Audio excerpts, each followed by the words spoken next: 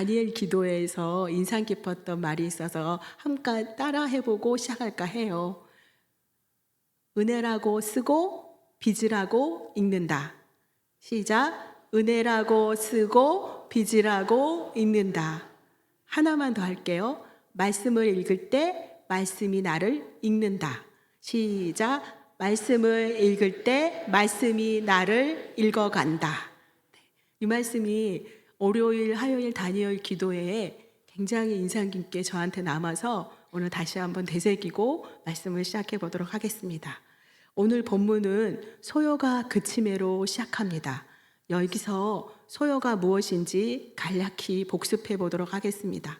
바울은 제3차 전도 여행 중에 소아시아 중심 도시인 에베소에 머물면서 3년간 머물면서 복음을 전했습니다.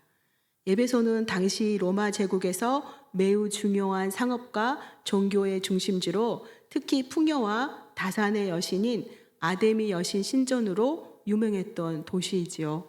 그런데 이곳에서 바울의 설교와 성령의 역사로 말미암아 많은 사람들이 우상을 버리고 복음을 받아들였고 마을 서적을 불태우는 회심하는 일들이 많이 일어났습니다. 이렇게 복음이 퍼지자 은으로 아데미 신상을 만들어 파는 데메드리오 장인과 또 그 동업자들이 경제적 타격을 입게 되었습니다.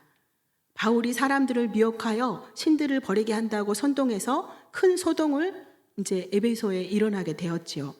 그때 에베소 전체가 혼란에 빠졌고 바울의 동역자들인 가이고와 아리스타고가 붙잡혔습니다. 그러나 이 사건은 에베소 서기장이 지혜롭게 중재하여 군중을 진정시켰고 이 일에 불법이 없다고 결론 지음으로 소요가 끝난 사건입니다.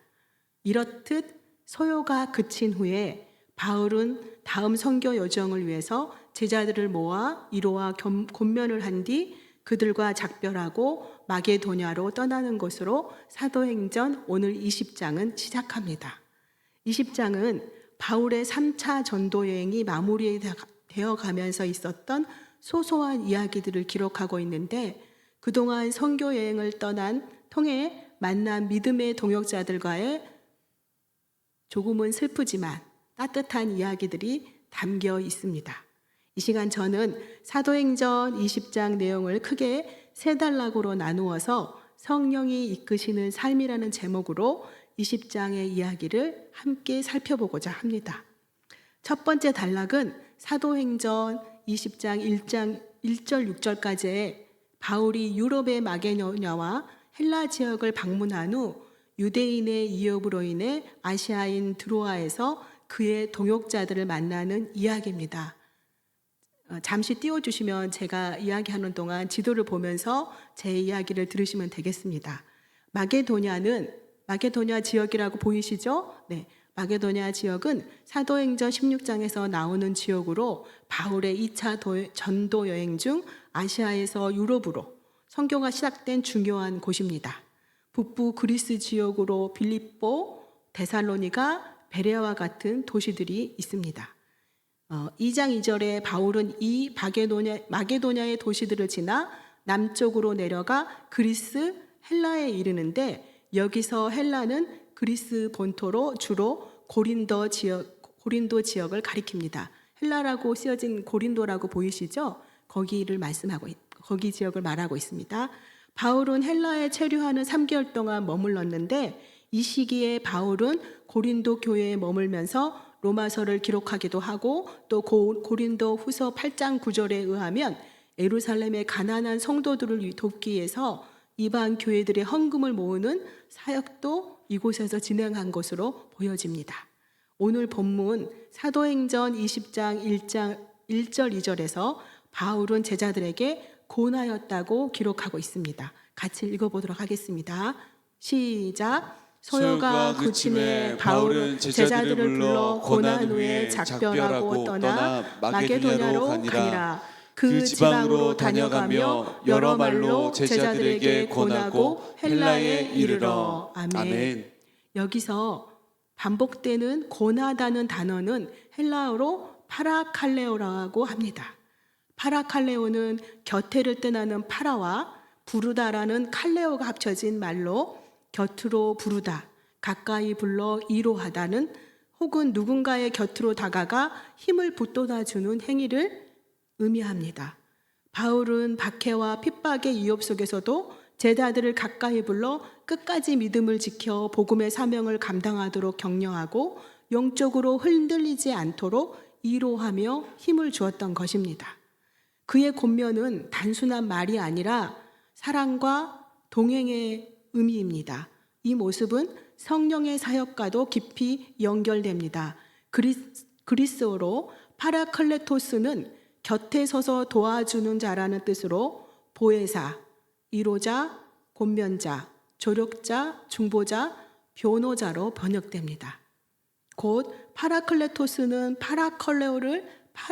칼레오를 행하시는 분이십니다.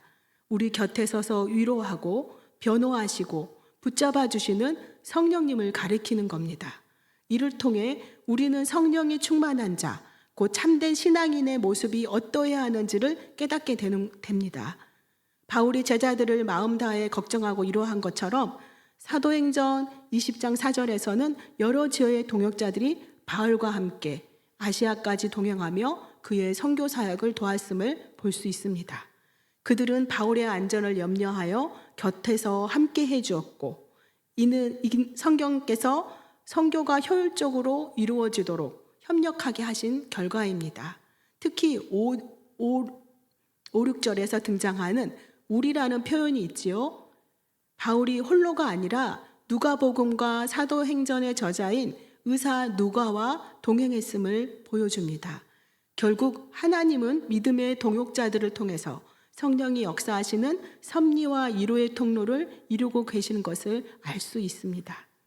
사랑하는 여러분, 말씀을 통해 여러분에게 질문 드리고 싶습니다. 나는 다른 사람들에게 영적 격려와 힘을 주는 존재입니까? 나는 다른 사람과 하나님의 일을 할 때 섬김과 협력을 어떻게 실천하고 있으신가요? 부디 우리 공동체가 서로에게 영적인 부분뿐만 아니라 육적인 필요까지도 살피며 섬기고 위로하는 아름다운 신앙 공동체가 되기를 소명하며 권면드립니다. 이제 두 번째 단락은 7절부터 15절까지의 말씀으로 유명한 유두고 이야기가 나오는 부분입니다. 유두고의 이야기는 우리의 삶 가운데 일어나는 수많은 돌발 상황을 보여주고 있습니다. 평안해 보이고 은혜가 넘치는 곳에서도 예상하지 못한 사건이나 위기는 찾아옵니다. 그러나 바울과 공동체가 보여준 기도, 믿음의 반응과 하나님의 역사는 위기를 역정시키는 은혜가 있음을 보여주고 있습니다. 20장 7절 말씀 함께 읽겠습니다. 시작. 그 주간의 첫날에 우리가 떡을 떼려 하여 모였더니 바울이 이튿날 떠나고자 하여 그들에게 강론할세 말을 밤중까지 계속하매. 아멘. 그 주간 첫날, 이 그 주간 첫날은 안식일 다음이 주일을 의미합니다. 지금의 일요일 주일을 의미합니다. 초대교회 성도들은 유대인의 안식일인 일요일에 모여 예배하기 시작했음을 알 수 있습니다. 이는 그들이 부활하신 주님을 기념하며 새 생명으로 사는 공동체임을 알 수 있습니다. 그들은 예배를 드리고 성찬과 함께 애찬, 즉 공동체 식사를 나누며 교제를 나누었습니다. 바울이 떠나기 전 마지막으로 말씀을 전했습니다. 시간과 체력의 한계를 뛰어넘어 그는 말씀으로 권면하고 위로하며 성도들이 복음 위에 굳게 서기를 바랐습니다. 그 자리는 말씀을 사모하는 사람들로 가득했지요. 밤이 깊어가는데도 누구 하나 돌아가지 않았습니다. 그만큼 초대교회 성도들은 말씀의 은혜에 목말라하고 있었습니다. 우리는 어떻습니까? 조금만 예배 시간이 길어져도 마음이 불편하고 집중이 흔들릴 때가 많습니다. 하지만 중국의 지하교회 성도들의 들려오는 이야기는 다릅니다. 그들은 선교사에게 밤이 새도록 말씀을 전해달라, 같은 말씀이라도 좋으니 계속 들려달라고 간청한다고 합니다. 그만큼 하나님의 말씀을 사모하는 그 갈망이 그들 안에 간절하다는 것입니다. 이처럼 말씀의 은혜로 충만하던 그날 밤에 돌발 상황이 일어났습니다. 사도행전 20장 9절 말씀 읽겠습니다. 시작. 그 주간에 유두고라 하는 청년이 창에 앉아 그 부분입니다. 네, 제가 읽겠습니다. 유두고라 하는 청년이 창에 같이 읽겠습니다. 시작. 유두고라 하는 청년이 창에 걸터 앉아 있다가 깊이 졸더니 바울이 강론하기를 더 오래 하매 졸음을 이기지 못하여 3층에서 떨어지거늘 일으켜 보니 죽었는지라. 아멘. 유두거라는 한 청년이 3층 창가에 걸터 앉아 말씀을 듣다가 졸음에 밀려 떨어져 그 자리에 죽었습니다. 짧은 한 구절이지만 그 안에는 사건의 현장감과 급박한 상황이 고스란히 느껴지는 것 같습니다. 여러분이라면 이런 돌발 상황을 보았을 때 어떻게 반응하실 것 같습니까? 아마 어떤 분들은 놀라 소리를 지르면서 아니 왜 하필 위험한 창가에 앉아 있다가 그랬을까? 왜 졸아가지고 이런 사건을 만드냐고 비난부터 했을지도 모릅니다. 그러나 저는 이 청년을 책망할 수 없다고 생각합니다. 그가 특별히 영적으로 안일하거나 부주의해서가 아닌 것입니다. 그저 방 안의 공기는 켜진 등불과 많은 사람으로 인해 탁했고 밤이 깊어지며 몸은 지치고 졸음은 세상에서 가장 무거운 것이 되어 끝내 이기지 못했을 뿐입니다. 그는 말씀의 자리에 앉은 사람입니다. 하루의 피곤함 속에서도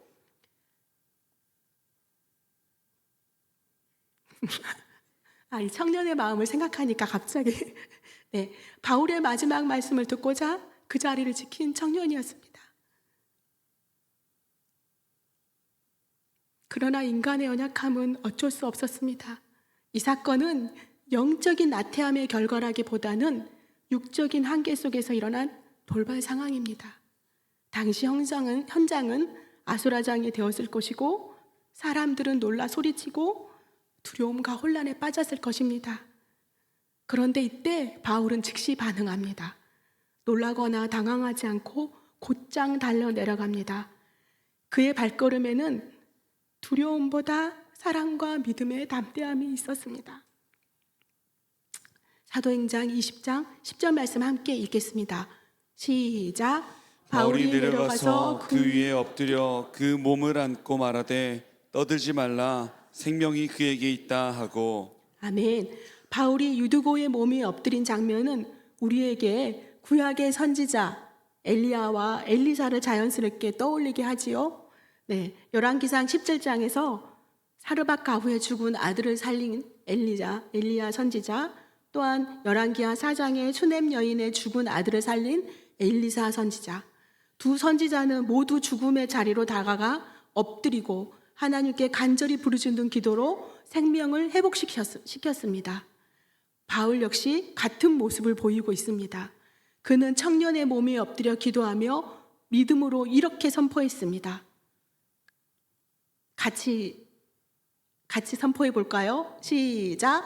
떠들지 마라. 그의 생명이 그에게 있다. 아멘. 아멘. 사랑하는 여러분, 위기 앞에서 기도로 반응하는 일은 훈련되지 않으면 결코 쉽지 않습니다. 그러나 늘 기도의 자리와 말씀의 자리에 머무는 사람은 믿음으로 반응합니다. 세상의 흔들림 앞에서도 당황하지 않고 먼저 기도로 엎드립니다. 그리고 믿음으로 선포합니다. 우리에게 생명이 있다라고요. 그 믿음의 선포를 통해 하나님은 역사하십니다. 말씀의 능력, 기도의 능력, 부활의 능력이 그 자리에 나타나게 됩니다. 함께 말씀을 읽겠습니다. 사도행전 20장 12절 말씀입니다. 시작. 사람들이 살아난 청년을 데리고 가서 적지 않게 위로를 받았더라. 아멘. 죽음의 자리에 있었던 청년이 다시 살아났습니다. 놀라움과 두려움으로 가득했던 공동체는 이제 하나님의 생명의 역사로 큰 위로를 받게 되었습니다. 이것이 바로 복음의 능력이며 성령께서 오늘도 우리 곁에서 행하시는 파라클레토스의 위로 사역이십니다. 유도고는 그의 이름처럼 럭키가이, 행운의 사람, 복 있는 사람이었습니다. 사람들은 그가 살아난 것을 보고 적지 않게 위로를 받았다고 합니다. 그러나 그가 진정으로 복을 받은 이유는 사람들의 감정적인 위로 때문이 아니라 그 위로의 근원이 하나님이시기 때문입니다. 하나님은 오늘도 기도하는 공동체 안에서 일하십니다. 죽음의 자리에서도 생명을 회복시키시고 절망의 자리에서도 위로와 소망을 주시는 분이십니다. 사랑하는 여러분, 우리의 삶에도 크고 작은 위기와 돌발 상황이 찾아올 수 있습니다. 이미 그런 상황을 겪으신 분들도 있으실 거고 현재 진행 중이신 분들도 있을 겁니다. 그러나 그때마다 낙심하거나 두려워하지 마시길 권면드립니다. 먼저 기도로 반응하십시오. 기도는 두려움을 믿음으로 바꾸는 능력의 통로입니다. 바울처럼 하나님께 엎드리고 믿음으로 선포하는 자에게 하나님은 반드시 생명과 회복의 역사를 이루십니다.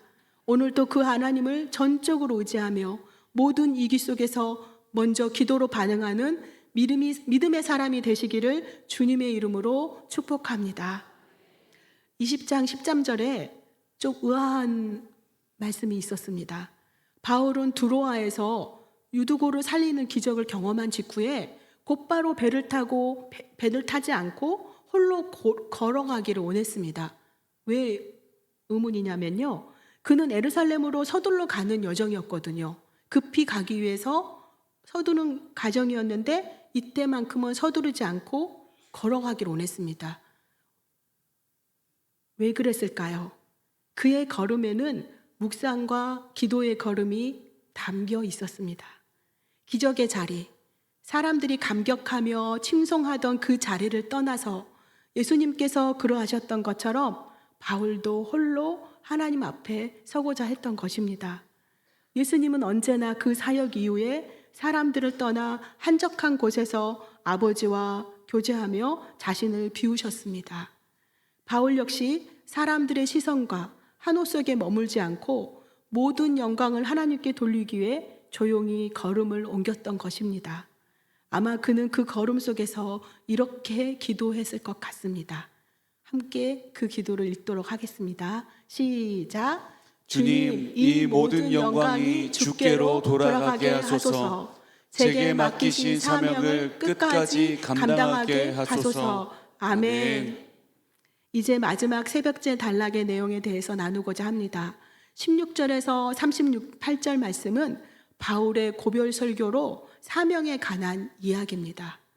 사도 바울은 예루살렘 교회의 기근으로 인한 어려움을 돕기 위해 각 교회가 정성껏 모은 헌금을 직접 전달하고자 오순절 이전에 예루살렘에 도착하기를 원했습니다. 시간을 아끼고자 에베소에는 들리지 않고 대신 항구 도시 밀레도에서 에베소 교회의 장로들을 불러 모았습니다. 에베소에서 밀레도까지의 거리는 약 32km 정도라고 합니다. 오늘날로 치면 서울에서 인천까지의 거리입니다. 멀지 않은 거리이지만 그 만남은 단순한 인사가 아니었습니다. 바울은 자신이 더 이상 그들의 얼굴을 다시 보지 못할 것을 알고 있었습니다. 그래서 그는 마지막으로 한 영혼이라도 더 복음으로 살리려는 목자의 심정과 은혜에 붙잡혀 살아온 사명의 흔적들을 담아 눈물의 고별 메시지를 전합니다. 사도행전 20장 24절은 특별히 사명자의 자세를 말하고 있는데요. 함께 읽도록 하겠습니다.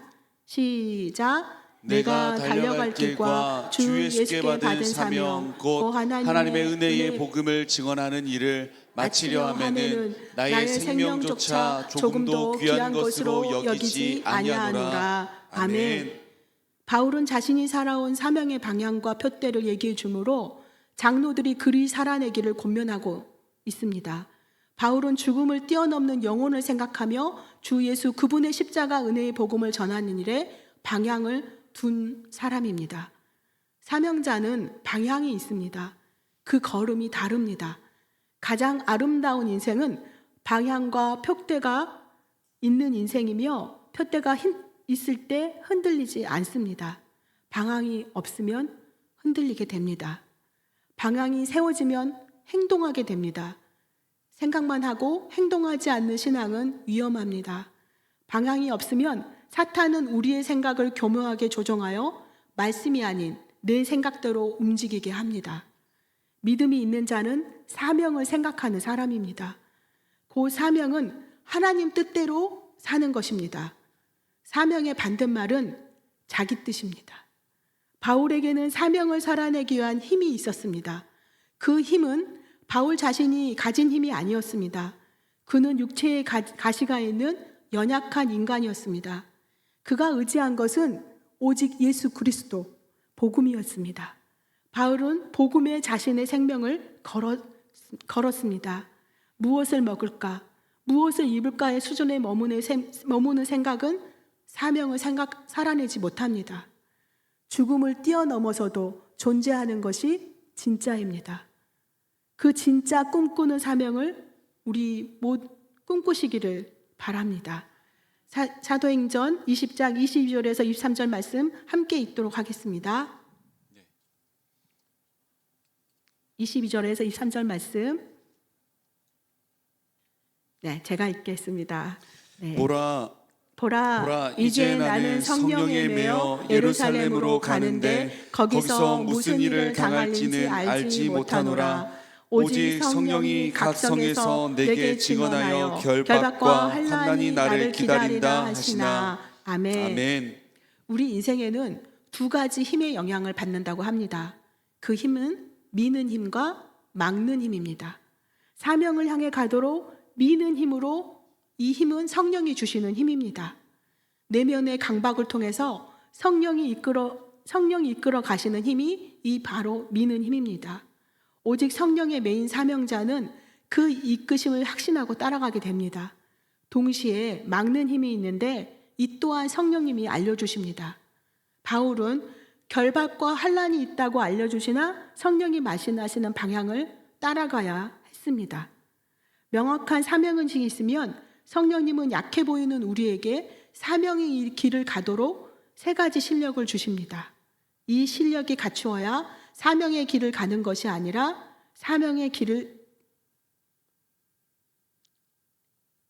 이 실력을 갖추어야 사명의 길을 가게 될 수 있습니다. 자, 사도행전 20장 19절 20절 말씀 함께 읽겠습니다. 시작. 곧 모든 겸손과 눈물이며 유대인의 관계로 말미암아 당한 시험을 참고 주를 섬긴 것과 유익한 것은 무엇이든지 공중 앞에서나 각 집에서나 거리낌이 없이 여러분에게 전하여 가르치고. 아멘. 이 본문을 읽으면서 무슨 실력이냐고 그런 생각이 드시지 않습니까? 그 실력은 바로 겸손과 눈물과 인내입니다. 첫째, 겸손이 없으면 우리는 세상의 방법을 의지하게 됩니다. 내 뜻대로 되지 않을 때 쉽게 분노하고 낙심하며 결국 아무 열매도 맺지 못하게 됩니다. 겸손은 외형적인 태도가 아니라 하나님을 높이는 마음입니다.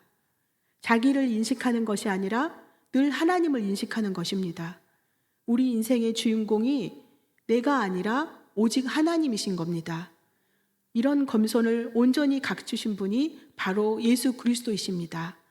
그분은 종의 모습으로 자신을 낮추시고 죽기까지 순종하셨지요.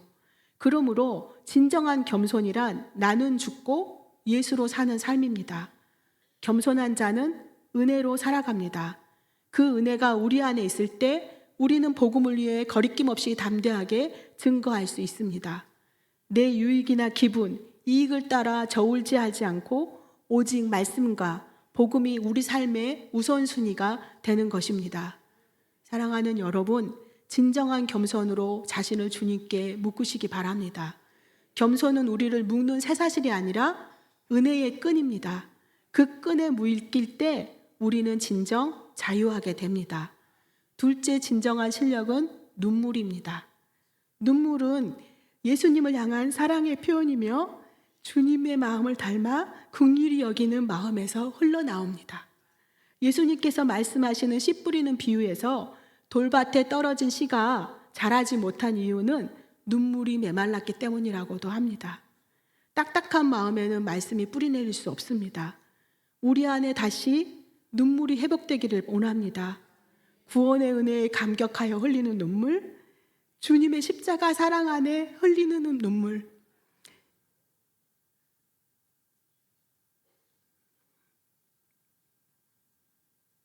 그리고 악한 세상을 향한 에레미야의 눈물, 잃어버린 영혼을 향한 사도 바울의 눈물이 다시 흐르시기를 원합니다. 눈물의 기도는 능력입니다. 그 눈물이 단단한 마음을 부드럽게 하고 그 기도가 열매 맺는 삶으로 인도할 것입니다. 그 눈물로 씨를 뿌리는 자는 반드시 기쁨으로 단을 거두게 될 것이라고 성경을 말씀하고 있습니다. 셋째, 인내입니다. 바울이 시험과 핍박, 공격과 환난, 그리고 폭력과 배고픔까지 견딜 수 있었던 힘은 결코 그의 배경이나 학력이나 재물 혹은 인간적인 지혜에서 나온 것이 아니었습니다. 그를 붙들고 인도하신 도우심의 근원은 오직 복음이었습니다. 성경은 분명히 말씀합니다. 진정한 실력은 겸손과 눈물과 참음, 오래 참음, 인내라고 하십니다. 인내는 사도의 표징이자 하나님의 좋은 성품 중 하나인 성실함과 많이 닮아 있습니다. 하나님은 심판을 늦추시고 우리의 죄와 불순종을 참아주신 분이십니다.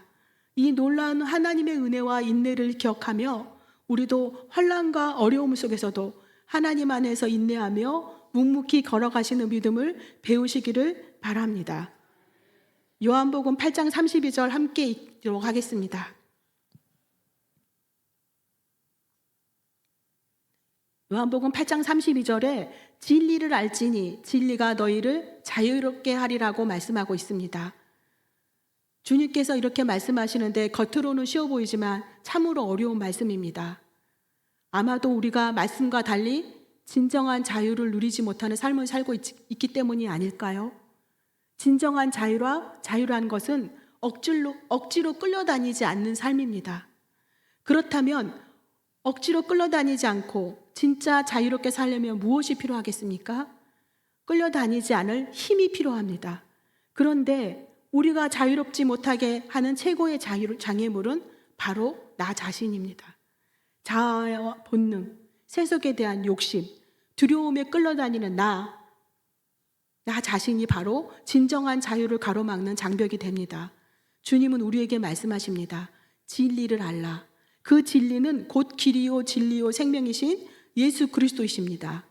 예수님을 바로 아는 순간 우리에게 진정한 힘과 자유가 주어지는 것입니다. 주님께서 말씀하십니다. 내가 바로 너에게 힘이 더해주겠다라고요. 우리가 진리 되신 예수님 안에 거할 때 더 이상 내 욕심이나 두려움에 끌려다니지 않고 참된 자유와 능력을 누릴 수 있습니다. 바울은 고별 설교의 핵심이라 할 수 있는 사도행 20장 32절과 35절의 말씀의 권면으로 고별 메시지를 마무리합니다. 이 말씀이 우리에게 주시는 주님의 권면으로 알고 함께 읽도록 하겠습니다. 지금 내가 여러분을 하나님과 그 은혜의 말씀에 부탁하노니 그 말씀이 여러분을 든든히 세우사 거룩하게 하심을 입은 모든 자 가운데 기업이 있게 하시리라. 아멘. 35절 말씀 한 번 더 읽겠습니다. 시작. 범사에 여러분에게 모범을 보였노니 곧 이같이 수고하여 약한 사람들을 돕고 또 주 예수께서 친히 말씀하신 바 주는 것이 받는 것보다 복이 있다 하심을 기억하여야 할지니라. 아멘. 바울은 에베소 장로들에게 마지막 인사를 하면서 자신이 떠난 후에 일어날 어려움들을 경고했습니다. 양떼를 삼가 돌보라고 당부하고 이제 자신의 손이 아닌 하나님의 손에 그들을 맡깁니다. 그는 이렇게 말합니다. 이제 나는 떠나지만 하나님과 그 은혜의 말씀이 너희를 지키실 것이다라고요. 32절 말씀은 예수 그리스도께서 우리를 지키신다는 약속이고 35절 말씀은 주 예수의 말씀을 기억하고 실천하라는 권면입니다. 바울의 마지막 부탁은 사람에게가 아니라 하나님과 말씀에게 맡기는 신앙이었습니다. 말씀은 교회를 세우는 능력이자 거룩한 이업을 이어가게 하는 생명의 도구입니다. 사명자는 떠나도 말씀은 교회 안에 남아 계속 역사합니다. 또한 복음의 삶은 섬김의 삶입니다. 바울은 자신의 손으로 일하면서도 늘 누군가를 세우는 일을 먼저 생각했습니다. 참된 복은 소유가 아니라 나눔에서 옵니다. 베푸는 삶은 결핍이 아니라 하나님으로부터 채워주는 복의 통로가 됩니다. 모본이 되는 신앙, 그것이 교회를 세우고 다음 세대의 믿음을 이어가는 힘이 됩니다.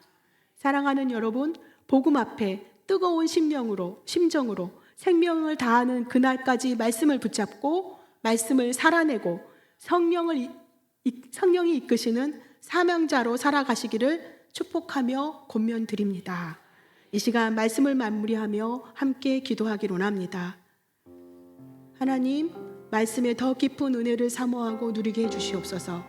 또한 삶의 위기 앞에 먼저 기도로 엎드리는 기도자가 되게 해주십시오.